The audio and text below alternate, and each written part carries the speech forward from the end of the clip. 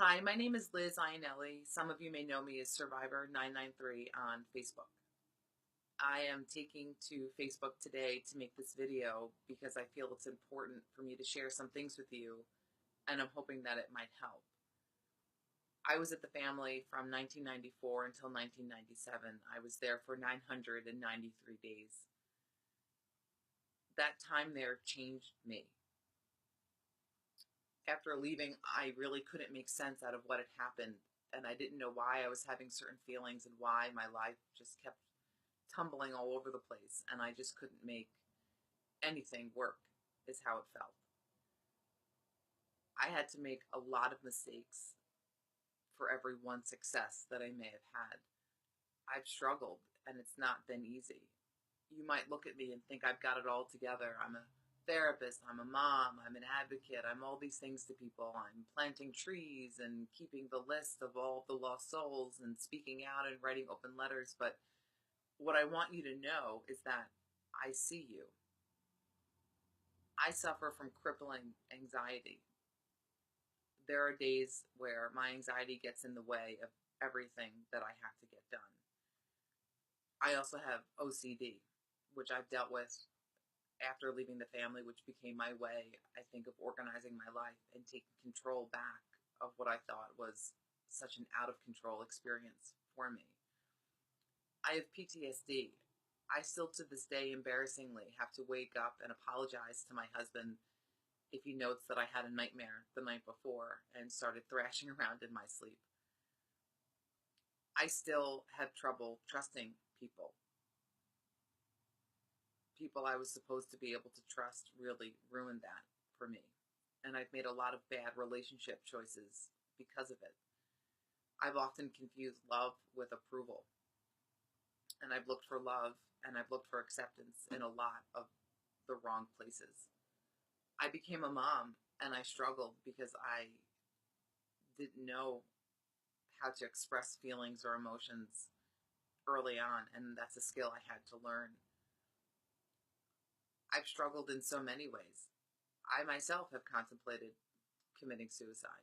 I tried while I was at the family, and I've thought about it over the years, especially when things got tough, and especially after John Martin Crawford died. Thankfully, I found reasons to live, which I have plenty, but when you're in that mind frame, not much else makes sense.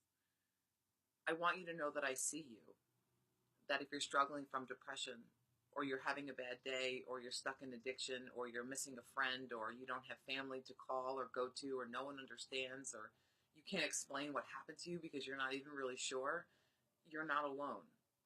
There are all of us, or at least many of us, who feel the same way that you do. What we're doing isn't working. We're still losing brothers and sisters that went to the same program as we did. And whatever it is, whatever they've succumbed to, whatever either forced them to lay down their demons, or they became a victim of addiction, or just something triggers them in their lives where they just decide that they're not worth it anymore. I'm here to tell you that you are. And I don't know any other way to say it than I see you, and I know what you go through, and I've been there, and I'm no different than any other survivor that's trying to make sense of what happened to them. What I'm asking is that we come together as a survivor community in a different way. Facebook will not solve all of our problems.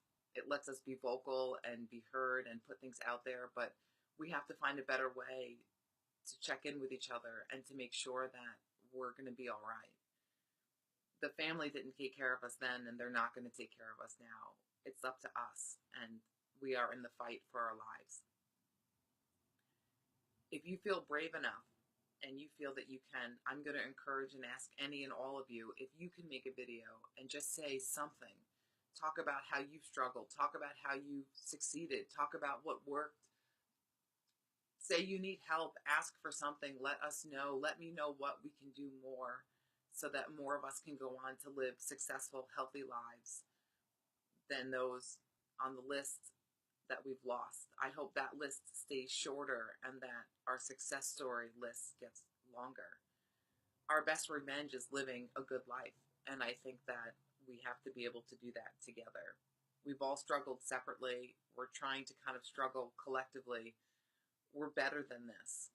We are survivors. It is in us. We can do this.